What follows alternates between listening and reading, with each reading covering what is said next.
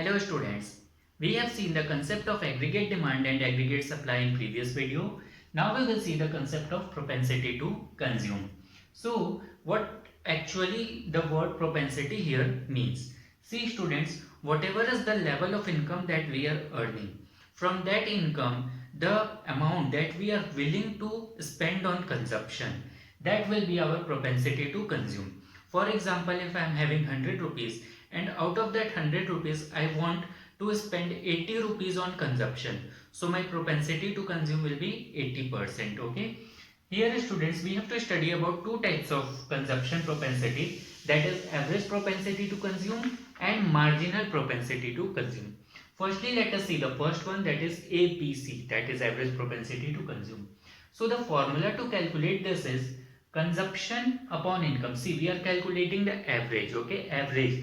So that's why we will divide the level of income that we want to consume, that is consumption, with the total income that we are having. So very easy formula it is, consumption upon income. Let us see one example here. See, this is the formula that we will generally write, okay, C upon Y. Income level same we are having, that we have used earlier students. Consumption also same we are having, okay, that we have taken in earlier videos. Now we want to calculate APC. So in first one it will be 50 upon 0, okay, consumption upon income. So C upon I, that is 50 divided by 0. So here nothing will get, okay, it will be infinity.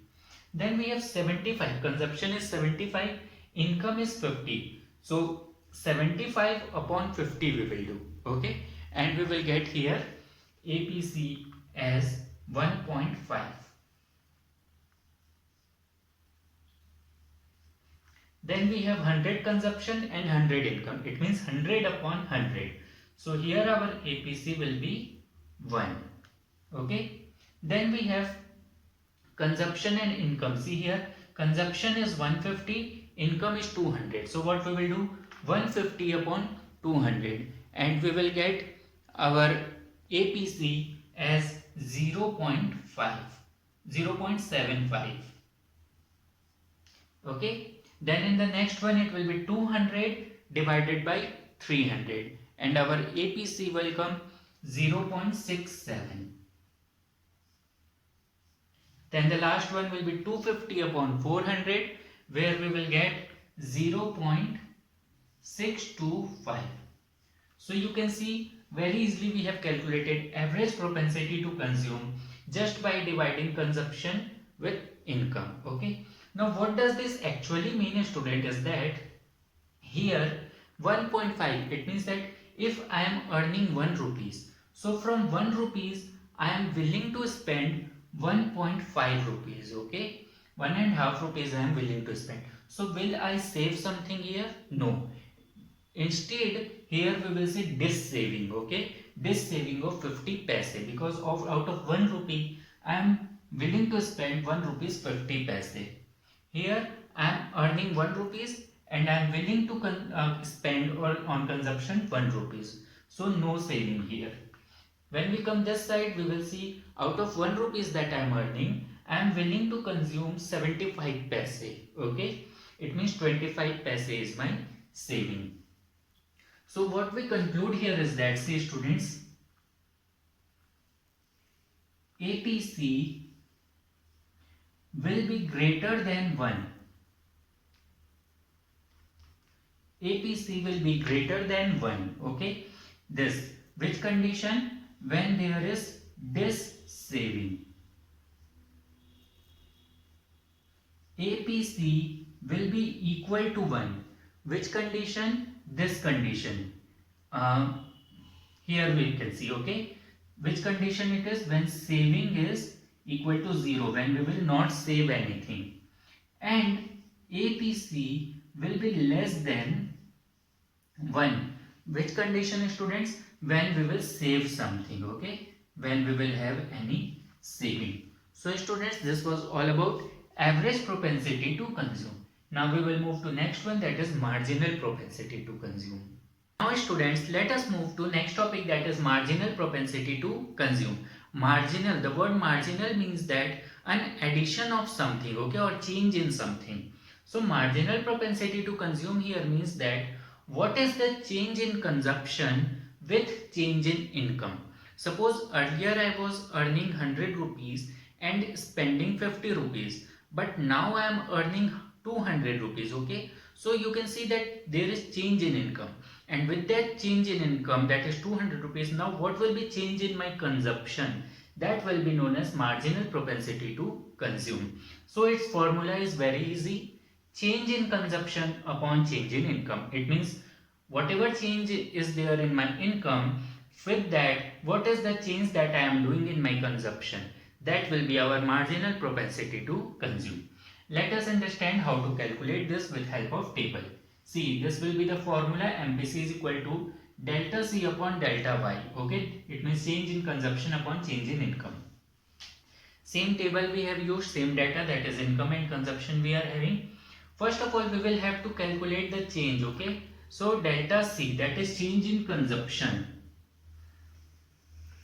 How we will see? Earlier my consumption was 50. Now my consumption is 75. What is the change you can see from 50 to 75? See, this will be dash. Okay, first one, 25. What is the change in my consumption, students? 25. From 75, now it is 100. So again a change of 25. Earlier the consumption was 100, now it is 50. What is the change? 50. And here from 150 to 200, that is 50. So this is change in consumption. Change in income. Earlier my income was 0, now it is 50. What is the change? 50. Earlier my income was 50, now it is 100. Change is 50. Here from 100 to 200. So we can see there is addition of 100, and here also 100. Now as we have got this change in consumption also, change in income also, this formula we will apply. It means here what it will be? 25 divided by 50, delta C upon delta Y. 25 divided by 50, what we will get? 0.5. 25 divided by 50, 0.5. 50 divided by 100, 0.5, and 50 divided by 100, 0.5.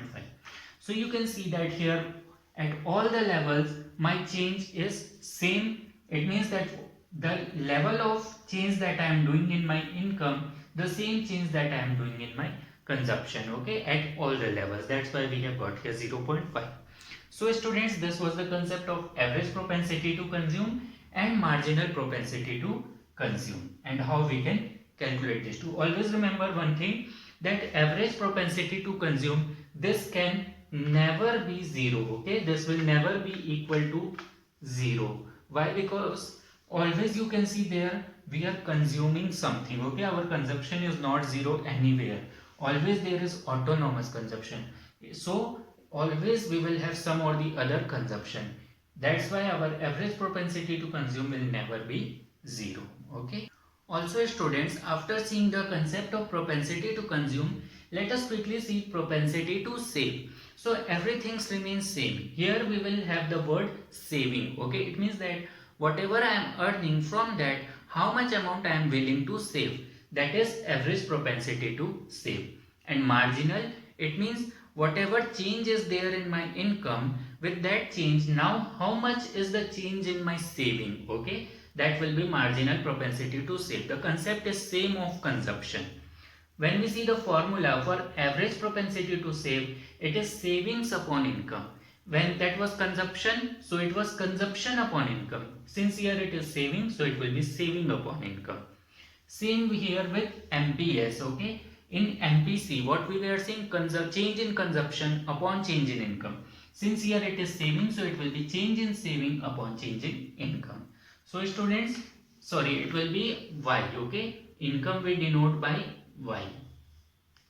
So there is no difference, students. The concept is same, just there we were using consumption and here we are using savings in this place. Rest all the things remain same. Thank you.